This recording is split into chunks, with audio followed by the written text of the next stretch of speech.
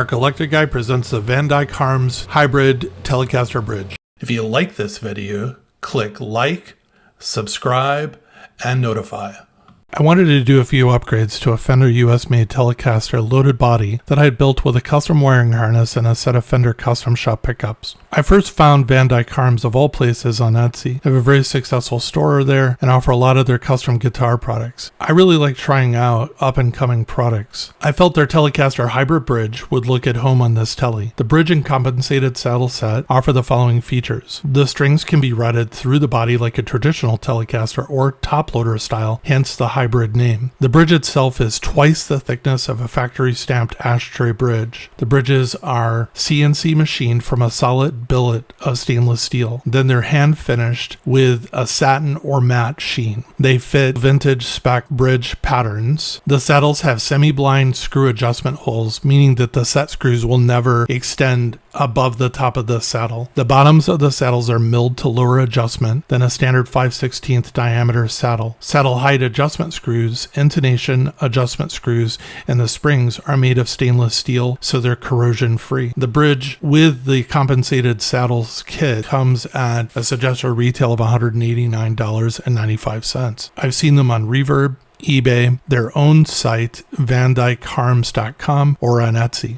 Some of the observations that I have, the bridge is really well made. All of the edges on the bridge are smooth and not rough. There's no, sharp edges like you can get on some of the stamped bridges. Each of the saddles have deeply cut wire grooves, and they make different versions of the bridge to include a half bridge, cuts for G-bender or Bigsby, a humbucker pickup version, and also a left-handed version for the single coil pickup. They even make a really fancy looking hammered brass versions of their compensated saddles. And I would say all in all, you could really build a high-end and very pretty Telecaster build using their parts. With this build, I also added a custom relic neck that I picked up from Mr. D's custom shop on eBay. I love the Stratocaster neck so much that I had bought from him that I wanted to try out a Telecaster version. So the bridge assembly is an exact fit for a Fender Telecaster vintage bridge. This would be the Fender 3 brass barrels with 4 mounting holes and the string spread of 2 1/8, including I've tried, and it fits a Squier Classic Vibe 50s Telecaster and basically anything with the 4-hole Telecaster bridge that I had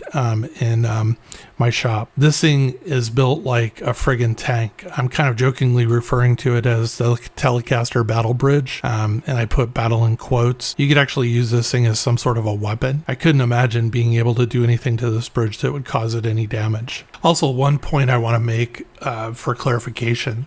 I was not provided any of the parts that I used in this video. I purchased both the neck and the bridge with my own money, and I didn't receive any discounts or financial payment for any of my statements. This allows me to tell you if I do not like something without any reservation. So next, I seated the neck and I strung the guitar with a low E and high E string. And I did this because I was replacing not only the bridge but also the neck, and I wanted to make sure that the neck, the body, and the bridge were in alignment. And it's really easy to tell when you look down. Once you've strung those 2 strings, you could do this with just like twine or something like that, but I've actually found that, in my opinion, is just putting regular guitar strings on, tightening them just enough to where they're taut and the neck stays in place, shows you exactly where the strings are going to be on the fretboard and how far from the edge, and it allows you then to make adjustments to the neck before you're drilling and before you tighten things down. After I was satisfied that the strings were aligned, I drilled the 4 holes and I installed the neck plate and 4 screws. Since I was replacing both the neck and the bridge, but I needed to do a full setup. After measuring neck relief, I found it was within specifications. I did not need to adjust the truss rod. Next, I stretched the strings and I did a good baseline tuning while holding the guitar in the playing position. I measured string height, and since the saddles came to me all flat on the bridge,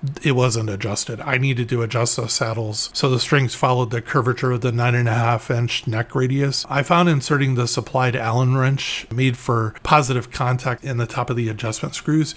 You can't see it connecting to the Allen screw, but you can really feel it drop in and lock in. So that's nice. After retuning, again in the playing position, I checked intonation. I only needed to adjust the screw for the brass saddle for the low E and A strings. So final observations. I absolutely love the neck. It plays so well and it feels so broken in. The look is awesome as well. It looks like an old neck. The Dyke Harms Bridge is a high-end precision piece of equipment that I would, without reservation, recommend to anyone.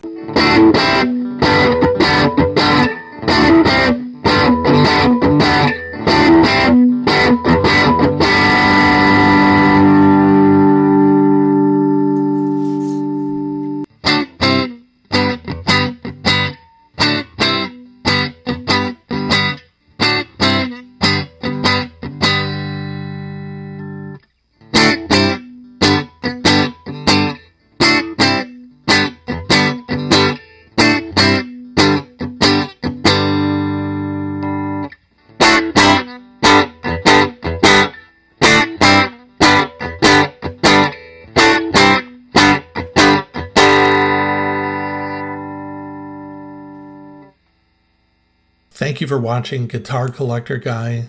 Really appreciate you being here. Hope you come back and watch more. If you like this video, click like, subscribe, and notify.